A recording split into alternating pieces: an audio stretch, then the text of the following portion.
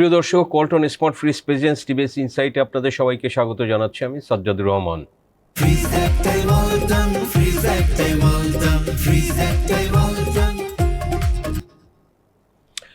সরকার Bangladesh renewable energy development strategy করছে 26 থেকে 30, 5 বছর মেয়াদি। সো দর্শক, আমরা জানি যে রিনিউয়েবল এনার্জি নিয়ে সম্প্রতি প্রচুর আলোচনা হচ্ছে এবং সরকারও আমরা দেখলাম যে তাদের যে প্রস্তাবিত বাজেট যেটা শুরু হয়েছে নতুন অর্থ বছরে, তো সেখানে কিন্তু আসলে রিনিউয়েবল এনার্জিতে অনেক ধরনের আপনার বুস্ট করার জন্য অনেক ধরনের সাপোর্ট দেওয়া হয়েছে এবং তারপরে সরকার এই কৌশলটা তৈরি করছে 5 বছর মেয়াদি। সেটা কিভাবে আসলে বাংলাদেশে এই সেক্টরটা ডেভেলপমেন্ট হবে, এটার ফাইন্যান্সিং কোথা থেকে আসবে, বিভিন্ন ধরনের বিষয় এই পলিসিতে আছে এবং এটা ড্রাফট পলিসি। সরকার আমরা দেখলাম যে যেটা তারা আসলে বিভিন্ন স্টেক হোল্ডার থেকে তারা ফিডব্যাক চেয়েছে, তারপরে এটা ফাইনাল হবে। সো দর্শক, এই সংক্রান্ত একটি ডিটেল রিপোর্ট আজকে টিভিএসে পাবলিশ হয়েছে। লিড রিপোর্টটি করেছেন সাজ্জাদ হোসেন, টিভিএসের সিনিয়র করেসপন্ডেন্ট। আমরা তার সঙ্গে আলোচনা করব এবং আপনাদের সাথে আমাদের বিশ্লেষণ শেয়ার করব। সাজ্জাদ, স্বাগতম আপনাকে। Thank you. প্রথমে একটু এই যে পলিসিটা কি আসলে, এটা নিয়ে একটু সংক্ষেপে বলবেন। হ্যাঁ, এই পলিসিটা হচ্ছে যেমনটা আপনি আপনার ইন্ট্রোডাকশনে বলছিলেন, the national renewable energy development strategy 2026 থেকে 30 বছর 2030, 5 বছর মেয়াদি। এই কৌশলপত্রটার প্রণয়ন করা হচ্ছে বেসিক্যালি, আপনি জানেন এই যে আপনার প্যারিস ক্লাইমেট এগ্রিমেন্ট, NLDC, তারপর হচ্ছে আমাদের গ্লোবাল ইমিশন কমানোর যে একটা বাধ্যবাধকতা আছে, এর ধারাবাহিকতায় আমাদের বাংলাদেশের সামনে যেসব পাওয়ার প্ল্যান্ট বলেন এবং এনার্জি সেক্টরে যেসব প্রজেক্টগুলো আছে, সেই প্রজেক্টগুলোতে ফাইন্যান্স পাওয়া যাচ্ছে না এবং গ্লোবাল ল্যান্ডাররা এখন আর ফসিল ফুয়েল বেসড পাওয়ার প্ল্যান্টে ফাইন্যান্স করছে না। এর প্রেক্ষিতে সারা বিশ্বে দেখা যাচ্ছে আপনার রিনিউয়েবল এনার্জির প্রতি মানুষের রিনিউয়েবল এনার্জির ট্রানজিশনের দিকে মানুষ ধাবিত হচ্ছে। কিন্তু আমাদের এখানে প্রবলেমটা হয়েছে, রিনিউয়েবল এনার্জির ট্রানজিশনের ক্ষেত্রে ফসিল ফুয়েল থেকে যে বড় যে কনসার্নটা ইনভেস্টররা বারবার বলে আসছে, দেশি বিদেশি ইনভেস্টররা, সেটা হচ্ছে বলে যে এখানে এই যে এক্সিস্টিং ফ্রেমওয়ার্ক যেটা আছে সেখানে পেমেন্ট গ্যারান্টি নাই। একজন ইনভেস্টর যদি একটা প্ল্যান্টে যদি এইসব পয়েন্টে আমরা একটু পরে আসি। সো আপনার বিষয় হচ্ছে যে এই স্ট্র্যাটেজিটা করছে, এই যেটা বললেন বিভিন্ন কারণ, এর সাথে হয়তো আমাদের যে আপনার প্রাইমারি ফুয়েল যে পুরোটাই ইম্পোর্ট ডিপেন্ডেন্ট, এগুলো হয়তো একটু ডাইভার্সিফাই করা, রিনিউয়েবল আপনার লোকাল প্রোডিউস হবে, সেগুলোকে রিপ্লেস করা। তো এই যে এটা নিয়ে তো আমাদের আলোচনা হচ্ছে মোর দ্যান এ ডিকেড, যে এটা করবে। বিভিন্ন সময় আমরা আগের সরকারের সময়ও টার্গেট দেখেছি, ইভেন ইন্টারিমের সময়ও দেখেছি। তো এখন এই সরকার যেটা 2030 সালের মধ্যে 20% যে লক্ষ্য অর্জন, তো এটা আসলে ধরেন যে আগের টার্গেটস থেকে এটা কি ডিফারেন্সটা? Yes, there is a difference actually. যে ইন্টারিম গভর্নমেন্ট আপনার যখন ইন্টারিম গভর্নমেন্টে কিন্তু একটা রিনিউয়েবল এনার্জি পলিসি করেছে, যেই পলিসির অধীনে আপনার বিপিডিপি আপনার প্রায় 5338 মেগাওয়াট ক্যাপাসিটির রিনিউয়েবল পাওয়ার প্ল্যান্ট করার জন্য, ল্যান্ড বেসড পাওয়ার প্ল্যান্ট করার জন্য টেন্ডার কল করেছে। ওখানে দেখা গেলো যে আলটিমেটলি 900 মেগাওয়াট পর্যন্ত পাওয়া গিয়েছে। ওখানে ইনভেস্টররা ইনভেস্ট করে নাই। ইনভেস্ট না করার পিছনে যে মেইন হার্ডলটা ইনভেস্টররা বলেছে এবং আমরাও রিপোর্ট করেছি এক্সটেন্সিভলি, সেটা হচ্ছে বলে যে ওখানে পেমেন্ট গ্যারান্টি নাই। একজন ইনভেস্টর একটা প্রজেক্টে ইনভেস্ট করবে, কিন্তু সে সার্টেন অ্যামাউন্ট অফ মানি, তার ইনভেস্টমেন্টটা কিভাবে ফেরত আসবে সেটার কোনো নিশ্চয়তা ছিল না। যেটা আমরা দেখেছি অতীতে আপনার IFCর অধীনে যে আপনার IPP বেসড পাওয়ার প্ল্যান্ট যেগুলো দেওয়া হয়েছে, সেখানে ইমপ্লিমেন্টেশন এগ্রিমেন্টটা ছিল। এই ইমপ্লিমেন্টেশন এগ্রিমেন্টটা এখানে না থাকার কারণে ইনভেস্টররা দিচ্ছে না। বাট যেটা আপনি জানতে চাচ্ছেন, what is the difference between this and that, এখানে থাকবে গ্যারান্টি, এটা গ্যারান্টিটা থাকবে এবং এটা এখানে বলছে গভর্নমেন্ট আপনার গ্যারান্টি নিশ্চিত করবে, একটা certain amount of money government এখানে নিশ্চিত করবে, তারা যে ইনভেস্টার এগেনস্টে তারা এই টাকাটা পাবে। রাইট, গ্যারান্টির বিষয়টা তো আপনি অলরেডি বলেছেন। তো এখানে যে টার্গেটটা আমরা দেখলাম যে 10-11 হাজার মেগাওয়াটের মধ্যে এগুলো করবে, তো এটা ধরেন যে এর মধ্যে আসলে ইউটিলিটি স্কেল সোলার বা রুফটপ সোলার আর অন্যান্য যে উৎস আছে, তো কোথা থেকে আসলে কতটা আসবে, একটু কি ব্রেকডাউন? Yes, definitely. আমরা আমাদের রিপোর্টে ডিটেইল লিখেছি। সেটা হচ্ছে যে টার্গেটটা করা হয়েছে 2026 থেকে 30-এর ভিতর, সেটা হচ্ছে বাই ফেজে, সবগুলো একসাথে না। যেমন 2026-এ যে টার্গেটটা আমি দেখলাম 420 মেগাওয়াট, বুঝেছি। তারপর হচ্ছে 2027-এ এসে 1000 সামথিং মেগাওয়াট এবার গ্র্যাজুয়ালি আস্তে আস্তে বাড়বে।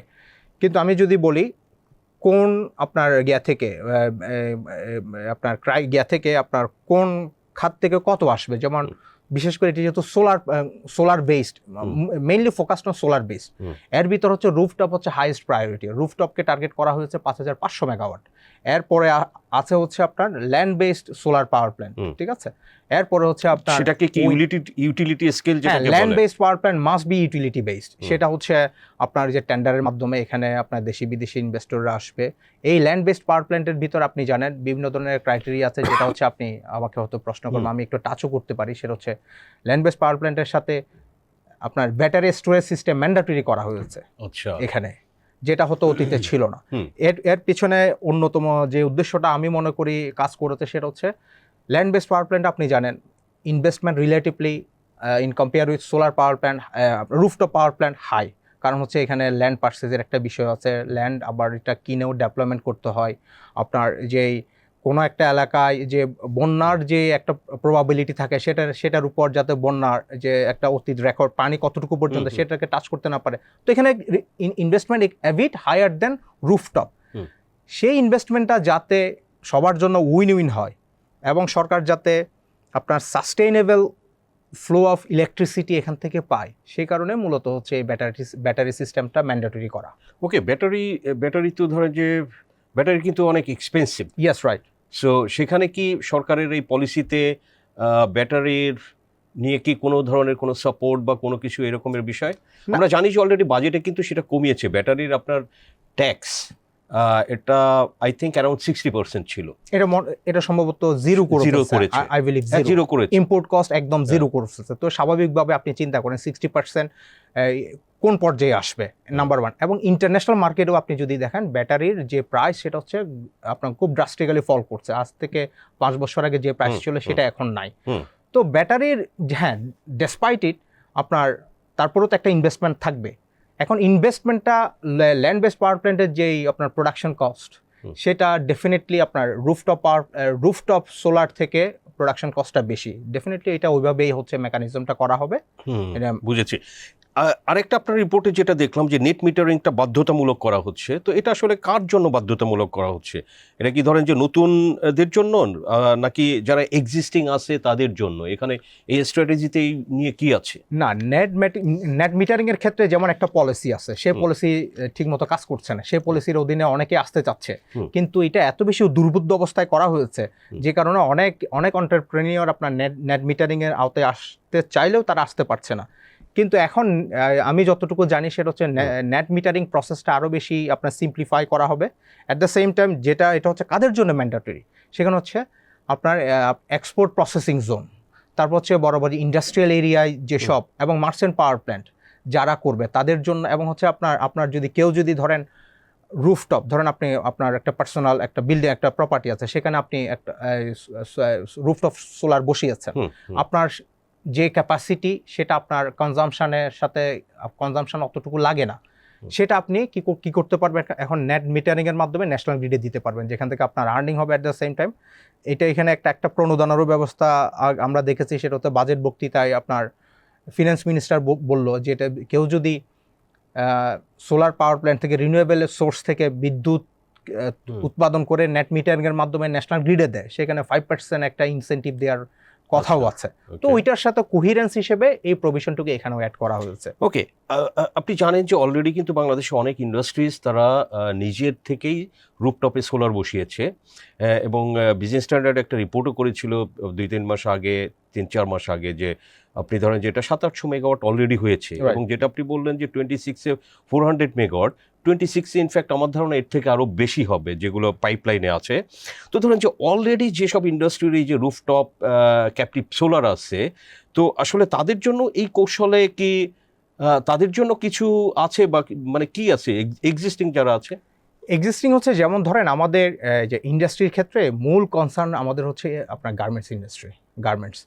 আপনার ইউরোপিয়ান ইউনিয়ন ব্লান্ডলি বলে দিচ্ছে তারা 2029-এর পর হচ্ছে যে এটা যদি এখানে কার্বন ফুটপ্রিন্ট তারা চেক করবে, সেখানে যদি কার্বন ফুটপ্রিন্ট থাকে তারা সেই প্রোডাক্টগুলো নিবে না। এই প্রোডাক্টগুলো যেভাবে তৈরি হচ্ছে সেটা থরু চেক করে কিভাবে কোন প্রসেসে করা হয়েছে সেটা 2029 থেকে শুরু হবে। তো তাদের একটা নিজ গরজে তাদেরকে করতে হচ্ছে তাদের এক্সপোর্ট টিকে রাখার জন্য, আমাদের যারা গার্মেন্টসের ব্যবসায়ী। অ্যাট দ্য সেম টাইম আপনি যদি দেখেন এই যে যারা হচ্ছে মোবাইল অপারেটর আছে, মোবাইল অপারেটরদের উপরও আপনার এই ধরনের একটা আপনার এই যে অব্লিগেশন আছে, তারা তাদের স্বার্থে কমপ্লায়েন্সের জন্য এইসব জায়গায় আপনার সোলার পাওয়ার প্ল্যান্টে তাদের আপনার গ্রিন পাওয়ারে আপনার ইনভেস্টমেন্ট করতেই হচ্ছে।